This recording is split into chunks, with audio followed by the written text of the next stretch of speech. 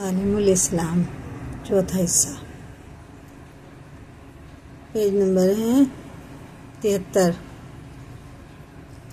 और ये हैं रोज़े के मुफ्सिदात का बयान।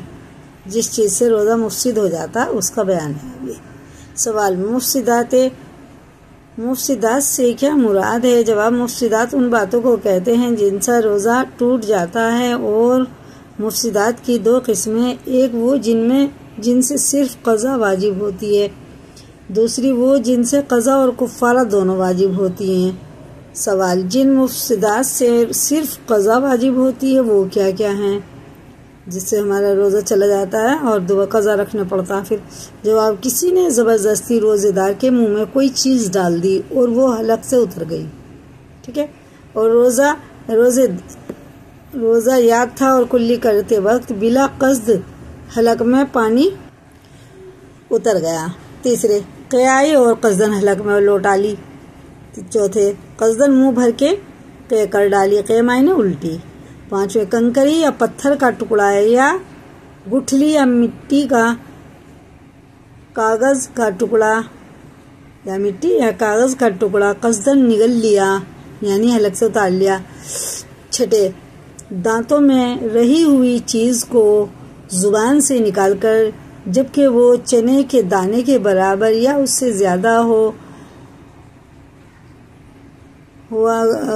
अगर मुंह से बाहर निकालकर फिर निगल लिया तो चाहे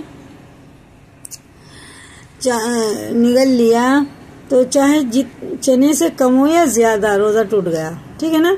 दांतों में कुछ फंसा हुआ है, उसे निकाला मुंह में से और फिर खा लिया तो चाहे छोटा चाहे बड़ा रोज़ा टूट गया। सातवें, कान में तेल डाला। आठवें, नास लिया।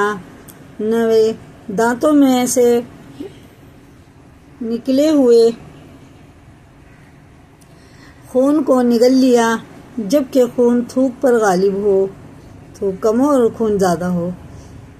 10वें, भूले से कुछ खा पी लिया और ये समझ कर के रोज़ा टूट गया, फिर क़ज़न खा पी लिया। भूले से खाने से रोज़ा नहीं टूटता। और अगर बीमार खाए पिए उसे तो बताना भी नहीं चाहिए, याद भी नहीं दिलाना चाहिए। वो जब तक अल्लाह उसे याद ना दिला दे, क्या चाहे वो पेट भर के खा ले, उसका रोज़ा नहीं टूटेगा।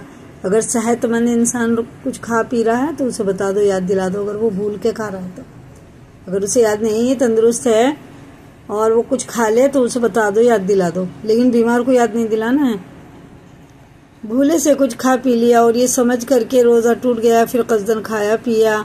11वें, ये समझ करके अभी सुबह सादिक नहीं हुई, सहरी खा ली, फिर मालूम हुआ कि सुबह हो चुकी थी। 12, रमज़ान शरीफ के सिवा और दिनों में कोई रोज़ा क़स्दन तोड़ डाला। 13, अबर या गुब्बार की वजह से ये समझ कर के आफताब गुरूब हो गया यानी सूरज डूब गया, रोज़ा अफ्तार कर लिया, हालांकि अभी दिन बाकी था। उन सब सूरतों में सिर्फ उन रोज़ों की क़ज़ा रखनी पड़ेगी जिनमें इन बातों में से कोई बात पेश आई हो। इनमें से कुछ भी किसी से हो गया तो क़ज़ा पढ़नी पड़ेगी, क़ज़ा रोज़ा रखना पड़ेगा, ठीक है ना। सवाल, किन सूरतों में क़ज़ा और कुफ़ारा दोनों वाजिब होते हैं? क़ज़ा भी, रोज़ा भी रखना पड़ेगा और कुफ़ारा भी देना पड़ेगा। कुछ काम ऐसे होते हैं। जवाब, रमज़ान शरीफ के महीने में रोज़ा रखकर ऐसी चीज़ जो ग़िज़ा या दवा या लज्जत के तौर पर इस्तेमाल की जाती है, क़स्दन खा पी ली, ठीक है। दूसरे, क़स्दन सोहबत कर ली, उससे रोज़ा भी रखना पड़ेगा और उसका कुफ़ारा भी देना पड़ेगा। फ़स्द खुलवाई या सुरमा लगाया और फिर ये समझ करके रोज़ा टूट गया, क़स्दन खा पी लिया, तो इन सूरतों में क़ज़ा और कुफ़ारा दोनों वाजिब हैं, ठीक है ना। सुरमा लगाने से रोज़ा नहीं टूटता, लेकिन हमने सोचा टूट गया होगा, कुछ खा पी लिया, अब क़ज़ा भी रखनी पड़ेगी, रोज़े की क़ज़ा करनी पड़ेगी और कुफ़ारा भी देना पड़ेगा। रमज़ान शरीफ के महीने में अगर किसी का रोज़ा टूट जाए तो